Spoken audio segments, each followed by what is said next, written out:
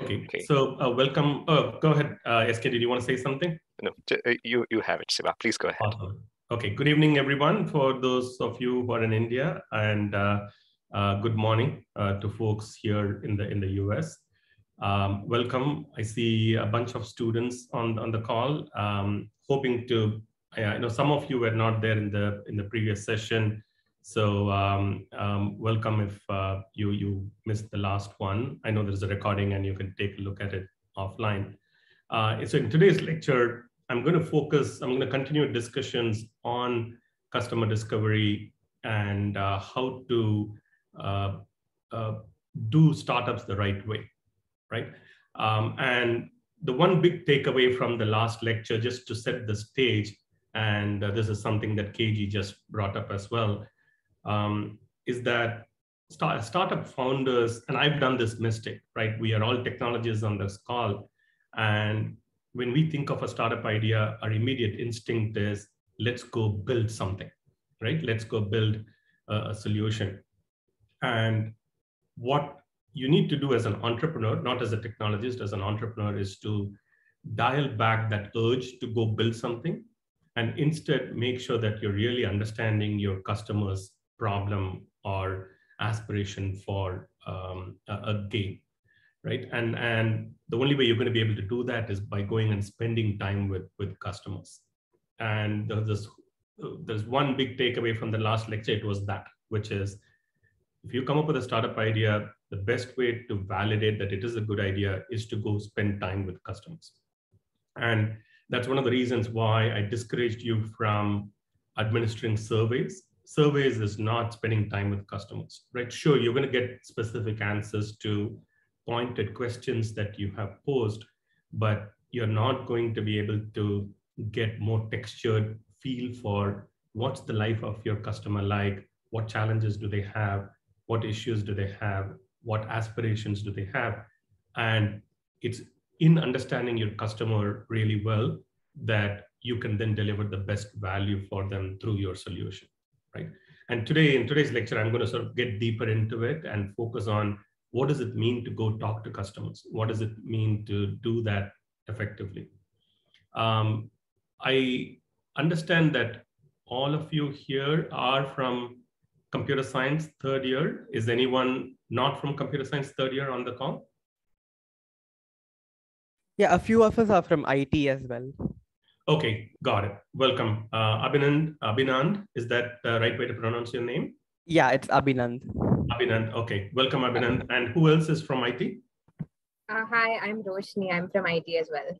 Okay, hi Roshni, welcome. And I think I'm going to jump into my presentation. I'm going to start with the puzzle that I gave out last class. And I realized that even those of you who didn't attend the session last class, some of you have submitted answers. Again, the puzzle has nothing to do with my research area or the topic of discussion today. But I love solving puzzles. And to a large extent, entrepreneurship is about solving a larger puzzle. So I'm going to pull up that screen. And I know some of you have given answers, but let's see.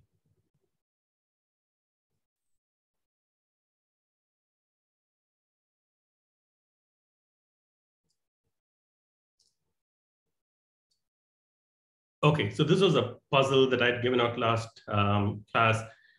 This is just a chess position. And what I had said was, you don't really need to be good at chess to solve this puzzle.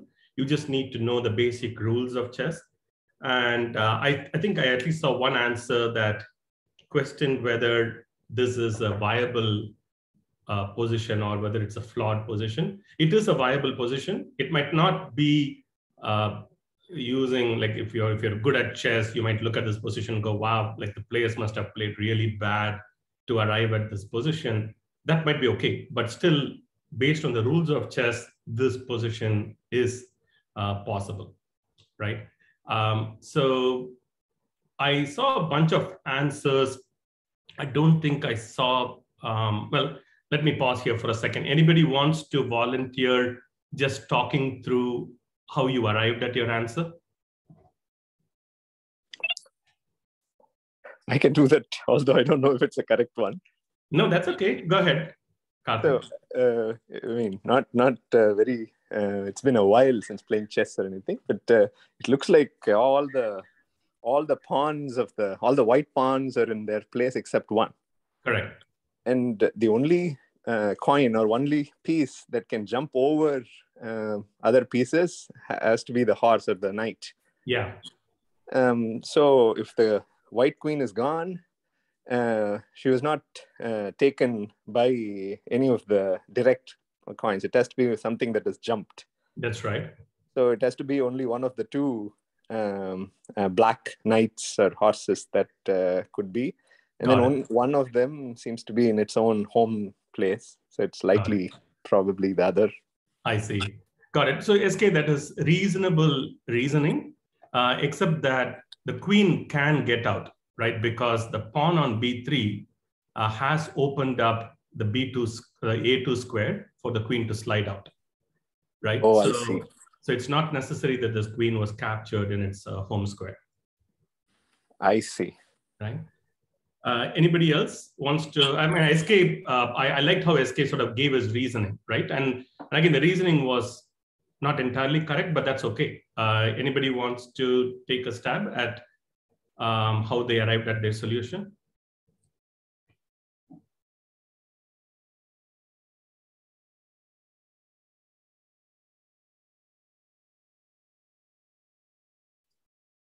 Okay, let me ask you this question. The two pawns on, let me see if I can use laser color. Okay, I think you can now see my laser pointer. So you see there is a pawn on, this is the E6 square and the H6 square, right? What do these two pawns tell you? They've been... they killed some. Exactly. They killed, and based on the rules of chess, you cannot kill your own piece, which means they both killed white pieces, correct? How many white pieces are missing?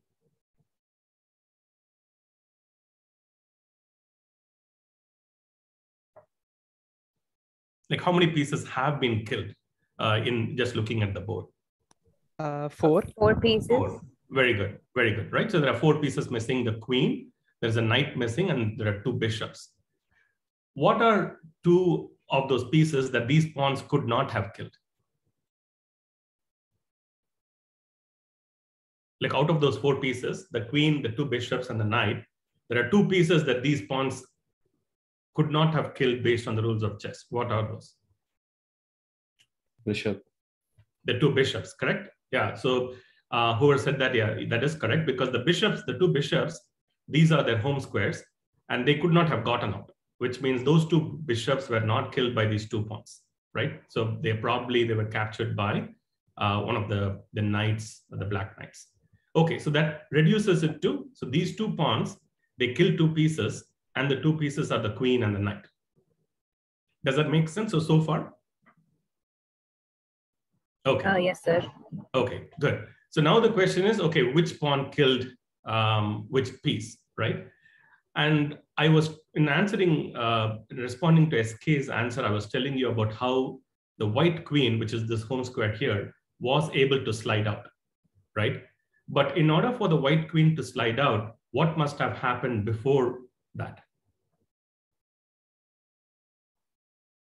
The pawn must have been able to, like another black piece should have been in that position for it to have killed that. Captured it. Exactly. Exactly. Superb, right? So this pawn must have captured something on B3 in order for the white queen to slide out. But there are only 2 pieces, black pieces missing, right? The 2 bishops are missing. And so obviously this pawn here captured the bishop that's on the light square, right? But then if you look at the light square bishop, black bishop, for it to have been able to come out, the pawn on E6 must have already captured a piece, right? Because if this pawn did not capture a piece, then the light square bishop could not have slid out. Does that make sense? Yes, sir. Yeah.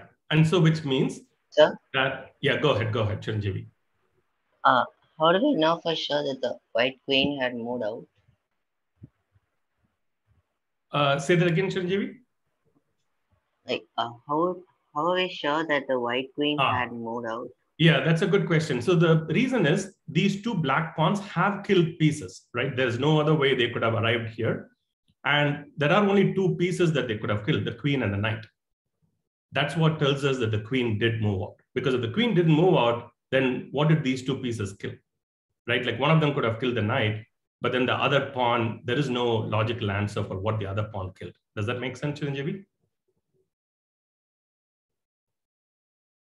Right? So given that this is a valid chess position, I'm just saying that these two pawns must have killed two white pieces. There are only 4 white pieces missing.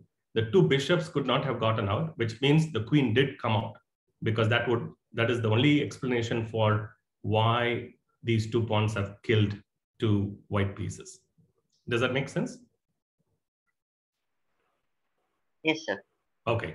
So then going back, the light square bishop for black must have gotten out only after this pawn here killed a piece. But then the queen could not have gotten out before the light square bishop got out, because this pawn on b3 must have captured the light square bishop. And so what does that result in terms of the answer? Like who killed the white queen? The other pawn, right? Exactly. It's this pawn on h6, right? The pawn on h6 is what killed the white queen. I hope this is clear. You can think about it offline, and if you have more questions, just send me an email. But this is, again, for those who were not here on Tuesday, this is a problem from a class of problems called retrograde analysis, right? Which is given an outcome and given a set of rules, and we all know the rules of chess, can you trace back how this outcome was arrived at within the framework of those rules, right? And here I just asked an arbitrary question, which is who killed the white queen? And using the rules of chess, we were able to trace back, given the position and the constraints, which is the only piece that could have killed the white queen, which is this pawn on h6.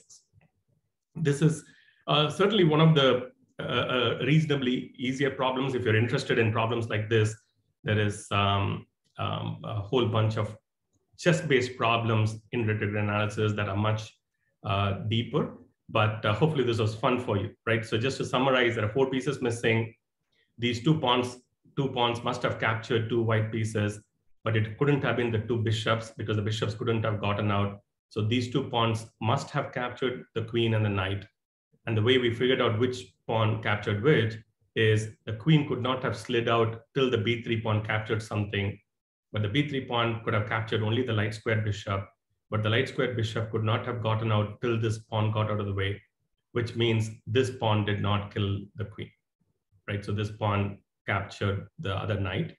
And so the bishop got out, the b3 pawn captured the bishop, the queen slid out, and it was the h6 pawn that is the only possible answer based on the rules of chess.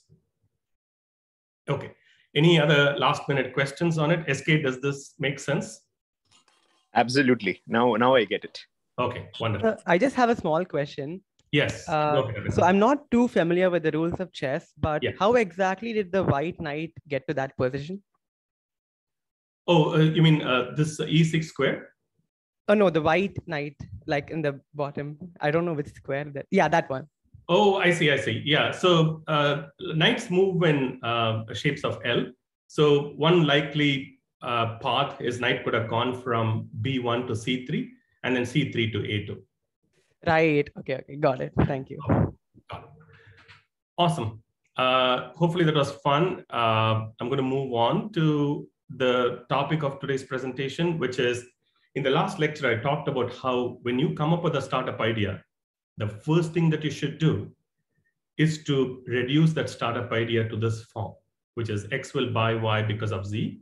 And let me change my, okay. where X is the customer, Y is the product or the solution that you want to build, and Z is the need, right? And once you do this, what I'm going to do, just for the sake of examples, is I'm going to use a thermostat as an example product, right? A thermostat is something that controls the temperature in your home. This is an image of an older thermostat, and you can see you can increase the temperature by pressing the red up arrow, and then you can decrease the temperature by reducing the, I'm sure when you have used air conditioners, you would have seen a thermostat that's built into the air conditioner. And here in the United States, we have central heating and cooling. And so we have a system-wide thermostat as well. And when the way you use thermostats historically is you have to go manually press the up and down arrow, set it to a temperature that makes sense for you. So this temperature is in Fahrenheit, which is why you see it as 72. And that's how it works, right? Where the user goes and manually adjusts the temperature. And a little while ago, now it's probably 15 years old, there's this company called Nest came about. Nest is now part of Google Alphabet. And Nest came up with this product called Smart Thermostat, right? Which is a thermostat that, anybody know why they call it a smart thermostat? Like in which way is it smart? Anybody wants to guess? Even if you've not used the Nest thermostat, anybody wants to guess in which way it is smart?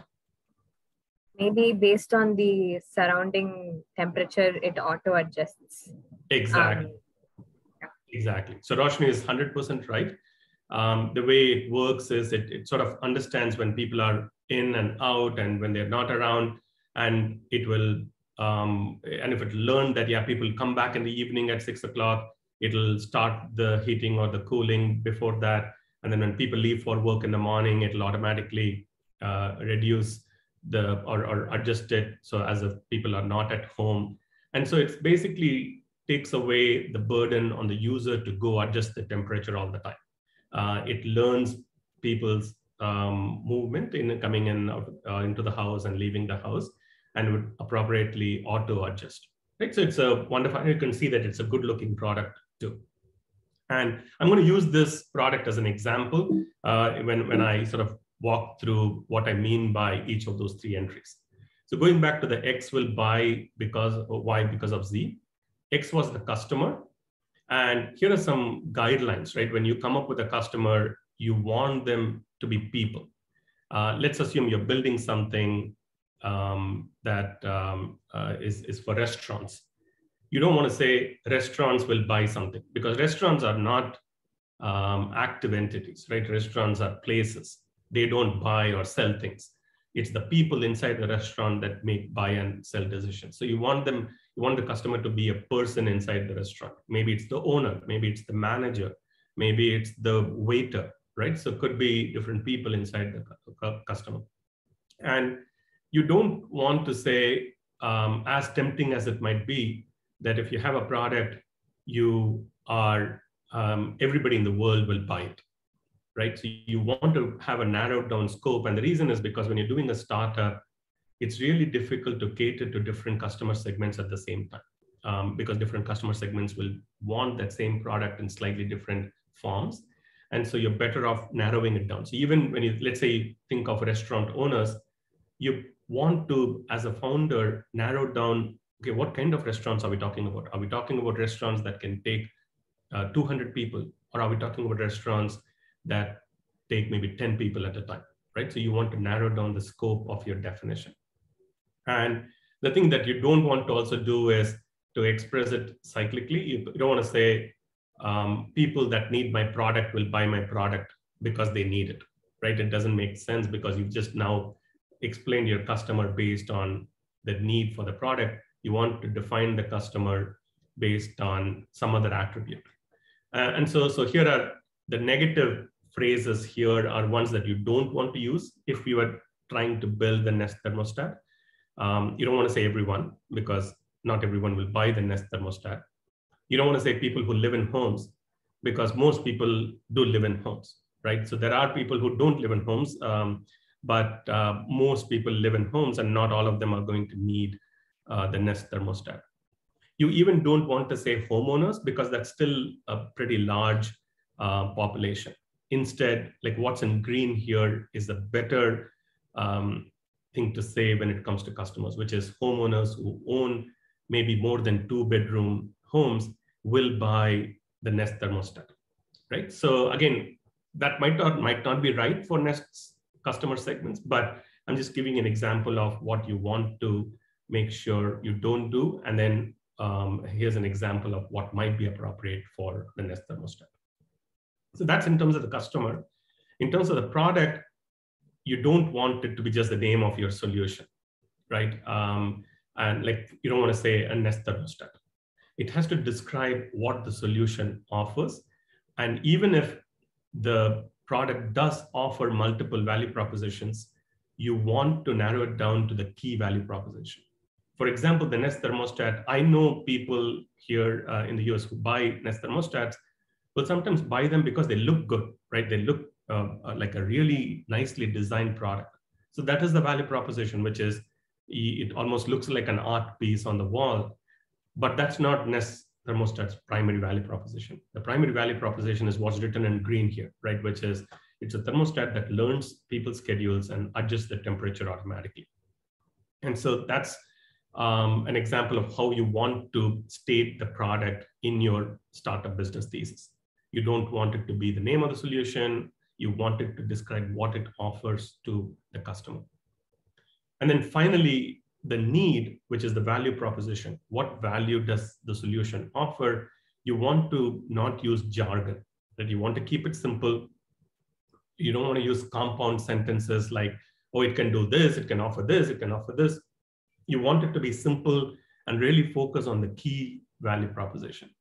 And it's not expressed as a need for a feature. You don't want to say people will buy a smart thermostat because they want an adaptive thermostat. Like that doesn't mean anything, right? You want to express it as, here you can see that most people buy the Nest thermostat because they want to reduce energy costs, right? Because if they forget to set the thermostat down when they leave home in the morning, then the air conditioning or the heater is running unnecessarily at home. And that's consuming energy, and that's going to show up in the electricity bill or the gas bill that shows up at the end of the month. And that's the primary reason people buy the Nest thermostat, right? Let me pause here and see if you have any questions. So again, I'm saying when you come up with a startup idea, you frame it as X will buy, Y because of Z. And I've given you some guidelines for how to state X, Y, and Z. Any questions? Can I ask a question, Siva? Yeah, go ahead, Esther. So who is the customer? Is it somebody who already has an intent, or somebody who could potentially have an intent too? Yeah. The reason in this case, what I'm trying to say is, so Nest thermostat, let's say I think, oh, I don't need a thermostat to tell me to turn off my heater when I leave the home. Yeah. I don't want to spend that money. If that's my thinking, but then if somebody can show me that, no, you may think so, but your phone tells me that you are, or something else tells me that you are actually leaving the heater on. Yeah. So what is a customer that way? So that's a really good question, Escape. That's why if you look at the need has nothing to do with the solution, right? Because the need that you're addressing is there are people who are concerned about their energy costs. The Nest thermostat is not meant for people who don't care about their energy costs, right? And so you can see how the value proposition is actually described independent of what your solution is and what your product is, right? And that's what you want. Now, it's still possible that, let's say there are 100 people who care about reducing energy costs. Not all 100 of them will become your customer because there'll be other considerations. But at least for the purpose of the business thesis, what you want is to be able to state the value proposition independent of what the product does. Because if you think about somebody who cares about energy costs, there are other ways to solve the same problem, right? You could start a service, maybe you hire a bunch of school kids And the only thing they do during the summer is they will go to each of these homes and they'll manually set the thermostat down. Mm-hmm. That's one way to run a service that will reduce energy costs. Mm-hmm. And so, yeah, like going back to your question, it actually doesn't, at this stage, it does not matter whether the intended customer wants to buy your solution or not, because that is what you will figure out through the customer discovery process. Mm-hmm. But it's still important for you to state the value proposition independent of what your solution is offering. Thank you. Yeah. Any other questions? Is this something which only applies to startups and not necessarily well-established companies? That's a good question. Is that Abhinand? Is that you asking the question? That's okay. Yes. That's another really good question. What we are seeing, Abhinand, is even big companies now, when they want to launch new products, they can use this methodology, right? So think of like even Nest, right? When Nest came about, they launched a thermostat, and that's what they built their business on. And at some point, they said, well, we are in the business of smart devices for homes. Why don't we launch Nest cameras, right? And now they have a line of cameras that you can install. These are security cameras that will alert you if something happens at home.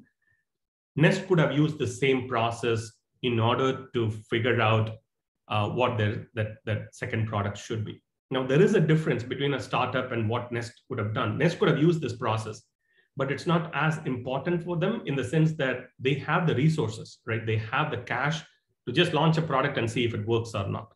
A startup cannot afford to do it, because usually when you're doing a startup, you're working on a limited budget. Your investors are going to be patient to a certain extent, and you have limited cash to spend. And so you cannot afford to be wrong. You cannot afford to make the wrong calculation in terms of what your product should do and what the need is, and then go, wow, I ran out of money and now what do I do? And so it's a two-part answer, Abhinand, to your question. Big companies can use this methodology that I'm going to talk about to launch new products, but it's perhaps not as critical for them because they have more resources to put behind their efforts. Yeah, Could I makes sense. Thank you. Add a few thoughts here, Siva? Yeah, go ahead, SK. And especially in a research lab where your customers are solid teams that actually create the products, you for sure need to ask these questions to be successful at all levels, whether it's as an individual, as a group. You do want to deliver things that are used, and there is a customer.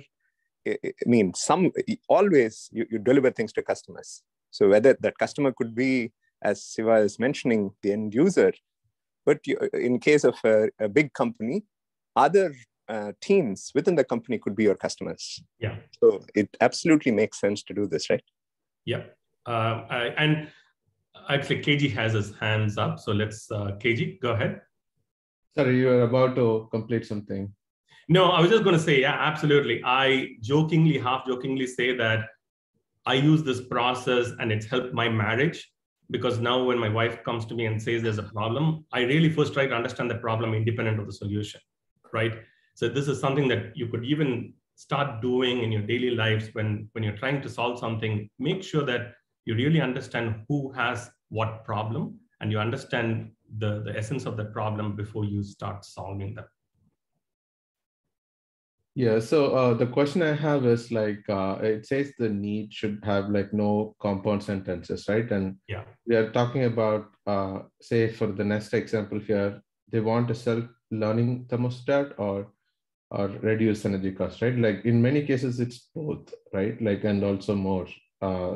So I don't know if like, you know, when you're thinking about a problem, you want to really simplify what offering, or is it like to prioritize and say like, okay, this is the real thing I want to go, but yeah, rest is like yeah, that's a really good question, KG. And in fact, I'm going to answer it at two levels, right? One, I don't think people really care about a self-learning thermostat. That's a feature, right? Like most common people, what they care about is the challenges they have in their lives. There might be maybe geeks like you and me who say, hey, wouldn't it be cool to have a thermostat that learns, right? Because we care about how it works. But most customers don't care about how a problem of theirs is solved. They just want their problem to be solved. And so at that level, energy costs, because most of us live on a budget, we care about the spend, we are trying to optimize our spend, and we want a solution to it. But but the question is still a valid question, which is, what if, like I mentioned, that Nest is beautiful, right, as a product. So I could have said, because they want to reduce energy costs and or have a beautiful looking product on the wall. And the reason we nudge founders to simplify it to the core value proposition for a startup is that these two different requirements, value propositions, could possibly take your product development and later your marketing and your sales process in slightly different directions. And as a startup, you can't afford to do that. Now, that doesn't mean that 5 years down the road, once you've built the company, you can't cater to multiple customer segments for different value propositions. You can. But on day one, it's really important as a founder for you to laser focus on one value proposition. That might mean that you've reduced your customer segment to 10% of what your total addressable market is, and that's okay. You can focus on the 10% of customers, deliver this value proposition, and then you can grow your business to offer different value propositions to different customer segments.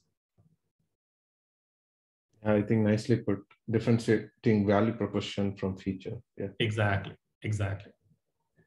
Awesome. So I'm going to move forward. So as a process, this is what it is, right? You're going to create a startup thesis. We've seen the form. You're then going to generate hypotheses that need to be true in order for your thesis to be true. And then you're going to run experiments. I mentioned that this is looks similar to a scientific method. I'm sure a lot of you have done research. I do research as part of my day job. And this is how we do research, right? We come up with a thesis. We think this is true, but then we have to generate hypotheses that need to be true in order for the thesis to be true. And then we run experiments to potentially invalidate those hypotheses. And I looked at the ideas that you all submitted. I'm going to pick one of them just for the sake of this exercise. Somebody submitted an idea to help food vendors who sell spoilable food, to give them accessible ice coolers so that the food doesn't get spoiled. Whoever submitted it, are they on the call? Yes, Siva. SK, is that you? Correct. Okay, so let's take that as an example, right? So SK submitted an idea, which is if you look at street vendors for food, they have a cart that they're driving, they're selling some food, and SK wants to offer them an accessible cooling solution so that their food doesn't get spoiled. I think it's a very understandable startup thesis, and I love that it satisfies most of what we've talked about. SK, for that, okay, let me make sure I'm going to stop sharing and I'm going to do this. Let's see if this works. Okay, so you can see my whiteboard. Yes. So SK, like I'm going to state, so you had your street delivery or food delivery vendors, right? Or street food vendors is your customer. So this is X, and you want to sell them an accessible, I think that's what I remember you saying, cooler solution, right? You want to, and this is why, and the value proposition is avoid food spoilage. SK, does this capture what you had submitted? Correct. Cold storage. Okay. Accessible cold storage, yes. Cold storage, okay. I just had one clarification. What does accessible mean? Something that's readily available near the street or so, because street vendors, wherever they sell, wherever they have their product, close to it or easily accessible there. Okay, so I'm going to make that more explicit, right? So street side cold storage, because accessible can mean many things, right? Okay, correct. So I think most people will understand what this is. Now I'm going to ask one of the other students, not SK. Can you think of a hypothesis that must be true in order for this thesis to be true?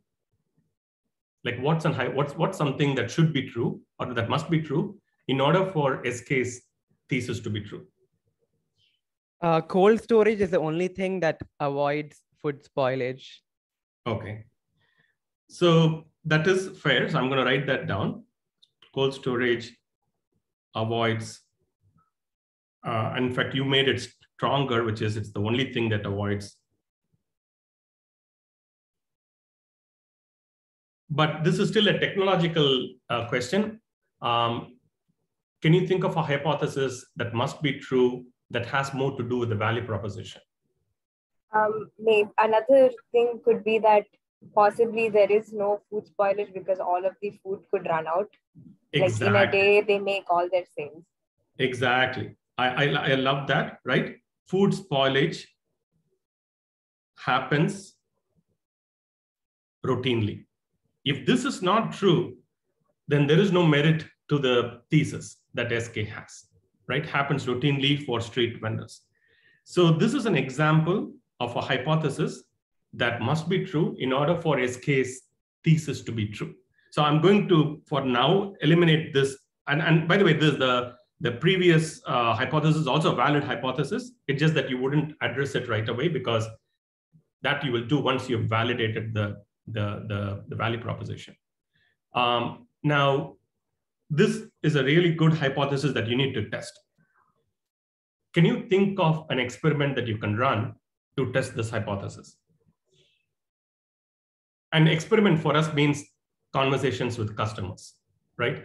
And so what kind of conversation would you have with the customer to understand if this hypothesis is valid or not? We can ask them how much food they routinely throw away in a day or how much loss they face because of that.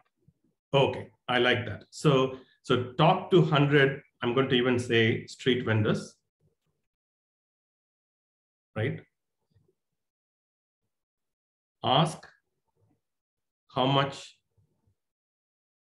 stuff do you throw away at the end of the day? So let's say you talk to 100 street vendors. SK, let me come back to you. What would satisfy you that this is a hypothesis that has not been invalidated? Like what's the threshold that you would set? How many street vendors should say, yeah, I throw like 50% of my food in the trash at the end of the day, right? Like how many street vendors should do that? I see.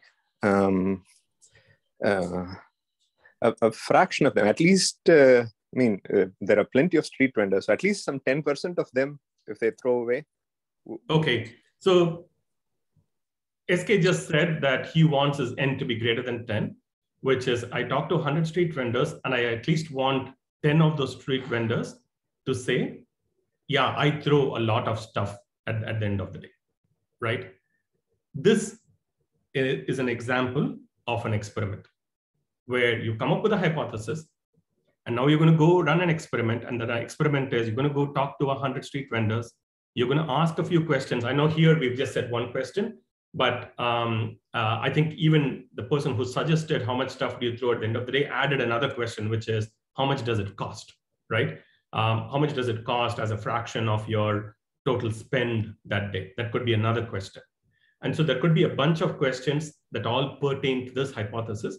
And then SK just gave me a threshold that, look, even before I go in, I'm going to in my mind have a threshold in mind, which is at least I want 10 people to say, I throw away a lot of stuff. Now, one question. Go ahead.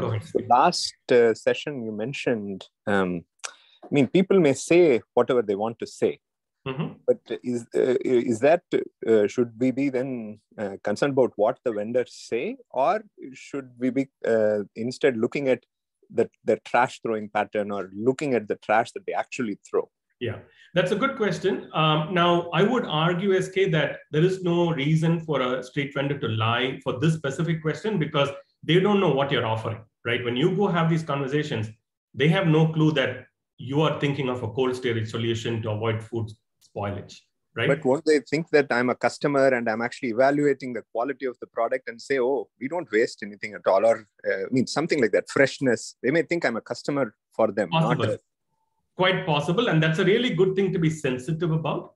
I still don't think if you have a reasonable conversation with street vendors, and of course, you're not going to start the conversation with, hey, how much stuff do you throw at the end of the day, right? This is going to be part of a larger conversation where you're going to ask them a bunch of questions to test different hypotheses. And this is going to be a question in the midst of it. I think you'll get a reasonable, accurate answer, but SK is making a good point. Observing your customers, if possible, is always a better way to learn about the customer's habits than necessarily just talking to them, right? And so now it's possible that sometimes you can't do that, right? You have to have conversations because you can't observe the customer while they are acting. And so conversations are a good proxy for observing. But if you have a chance to observe customers, their real behavior, that is definitely going to give you truer answers to some of these questions.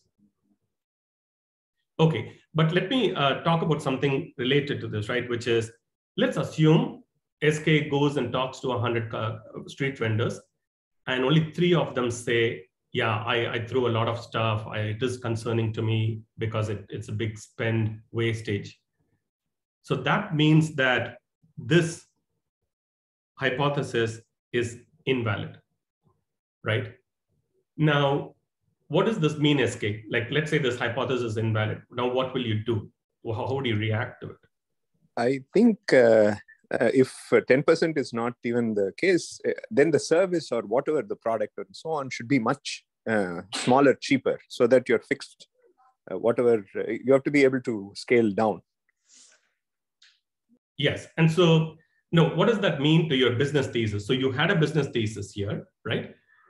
Which is street food vendors will buy street side cold storage to avoid food spoilage. What does that do to the thesis? Oh, it has to change. You have to. Okay, so SK is absolutely right. So that's the process, right? Once you've invalidated a hypothesis, the next step is to change your business thesis. So that process is called pivoting, right? And there are different types of pivots that you can do, but you want to pivot your thesis. And this is where having a real conversation with the customer comes helpful, because let's assume SK is talking to the street vendor, and the street vendor says in the midst of something, oh my goodness, my legs ache so much in the night because I'm pushing this cart around and it just hurts me so much in the evening, and it takes me 2 hours to go to bed because of that ache. That's something SK would not have learned through a survey, right? If SK had just surveyed street vendors saying, how much stuff do you throw at the end of the day? He's going to get an answer to that specific question. But by having a conversation with customers, caring about what their lives are and what issues they have, he might be able to learn things in the customer's life that's beyond even what his current thesis is. And then when he's pivoting, he can pivot to perhaps a more reasonable thesis, right? And so here, he might still focus on street food vendors. He might say, okay, street food vendors will buy a motorized cart to eliminate the pain that they have at the end of the day in their legs, right? So I'm just making something up here. But that's the beauty of having conversations with customers, because even if your starting thesis is invalidated, you can still pivot to something that is more meaningful. SK, does that make sense? Thank you, Siva. Okay, wonderful. I know we're running out of time, so let me share my screen again. There are just a few things that you need to watch out for when you have these conversations, right? And I'm going to, so we saw all this. How do you gather evidence? I just mentioned, don't do surveys, talk to customers. If you want some videos in terms of how to do some of this customer discovery, go to steveblank.com. They have a lot of good resources. Steve Blank is a professor at Berkeley and Stanford and was one of the originators of this methodology. And I mentioned it's not going to be a one-step process. So when SK goes out and talks to customers, he's probably going to go through multiple pivots. Some pivots will involve changing the customer segment. Some pivots will involve changing the need. And then some pivots might even involve changing the solution, right? The way the customer wants the solution to be changed. And so this is an iterative process. But the beauty of this is you're doing all this even before you begin to build a product. And that's the key, right? Which is try to understand what your customer life is and their problems are even before you build a solution. So I'm going to summarize. You make hypothesis, predict, you prioritize the hypothesis, you design tests. And in our case, tests just means what questions are you going to ask them, run the test, reflect and learn, and pivot, right? And you do this many times, and you will arrive at a thesis that's now a lot more solid, a lot more grounded in truth than what your starting thesis was, right? And we usually require our founders to talk to at least 100 customers before they move forward. And that's the essence of it, which is learning from your customers by talking to them and talk to at least 100 people. You must gain insight into your customer's life. And essentially what you're trying to do is to get some pattern recognition where you're starting to see a pattern. When SK goes talks to 100 street vendors, he used the threshold 10. Like as a fellow entrepreneur, I would have maybe wanted like at least 40 people to say, but that differs from entrepreneur to entrepreneur. But you will start seeing patterns that you can then leverage into actionable things.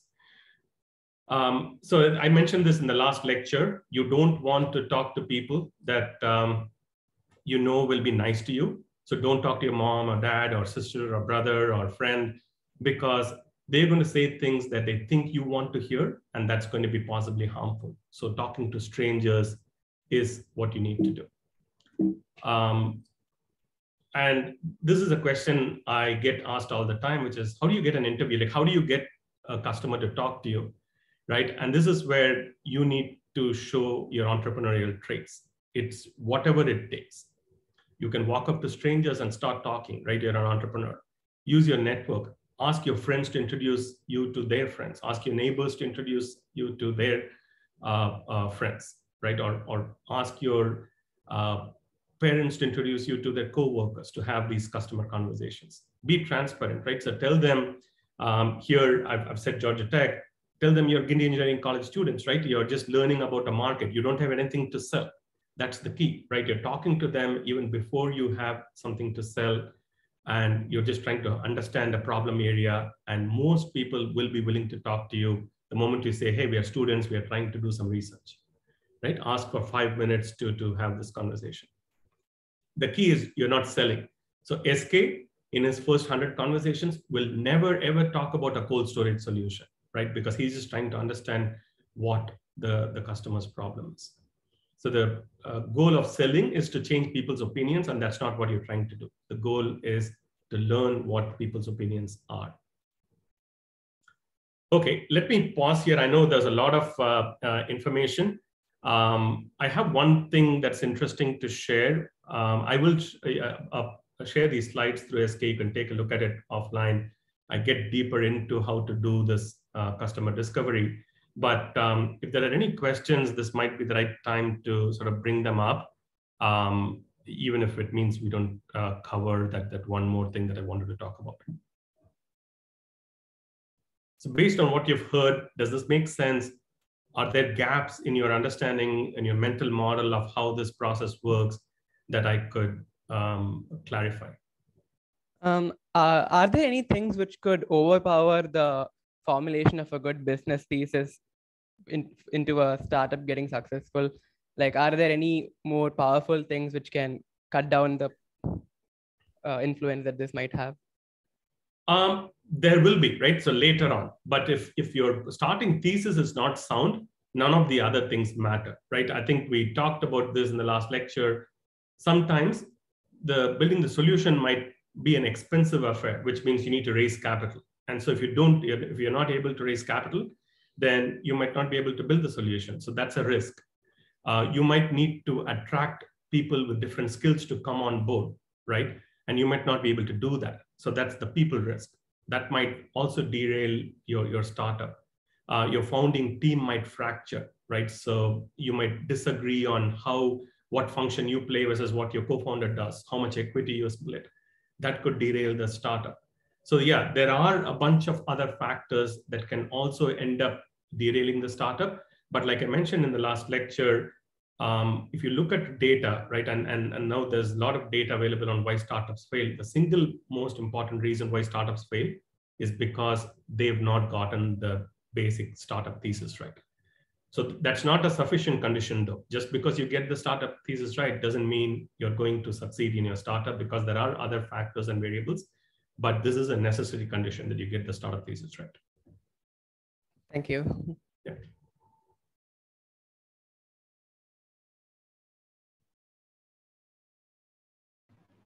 Any other questions? Yeah. Good evening, good morning, sir. So, hi, Divya. Hello, sir. Yeah. So one thing that I wanted to ask about was regarding talking to people. So you had mentioned like a gap of about say 100 people, right? So we're talking to them and we're sort of finding out.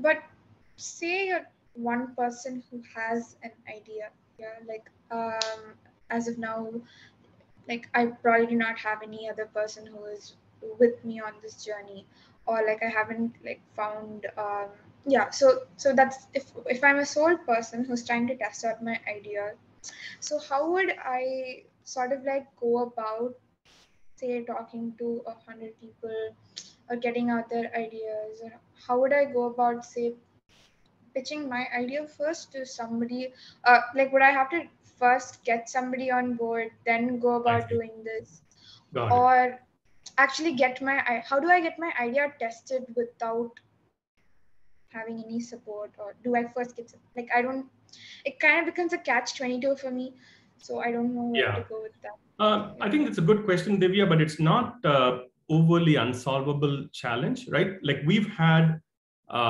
teams that we worked with, Divya, that are single founders, right? Where one person, sure, doing 100 interviews might take you more time, right? Like it might take you 3 months to finish the 100 interviews. And that's okay, because I've spent, for example, for one of my startups, 3 years building a product before I realized, oops, nobody cares about this product, right? So spending 3 months in really figuring out what the real value proposition is not a too long of a time. But having said that, again, doing a startup is all about pulling together resources to achieve a larger vision. And at some point, you are going to have to bring people on board, right? And your initial people are going to be co-founders. And so that's a separate topic, right? Which is, I think as a single founder, you can still do customer discovery. You can learn about your customer, solidify your thesis, but you also have to network. You have to meet with a couple of people a day who might be eventually co-founders for you. And you have to make this a habit of networking and talking to people. And then you'll eventually identify these 1 or 2 people. And these don't need to be friends, right? These don't need to be friends or relatives. In fact, it's better if they're not friends, because if they're friends, one of the challenges you're going to have is if they don't perform later on, how are you going to be tough with them, right? But growing your team, bringing more people on board at a time when you cannot really pay them is another exercise. But I don't see them as being necessarily, like you use the term catch-22, which is I can't do this before this. I think you can still, as a single founder, do sufficient customer discovery to solidify your thesis before you sort of put together a team. Okay, thank you, sir. Sure. I know we ran out of time, but here's what I'll leave you with. Let me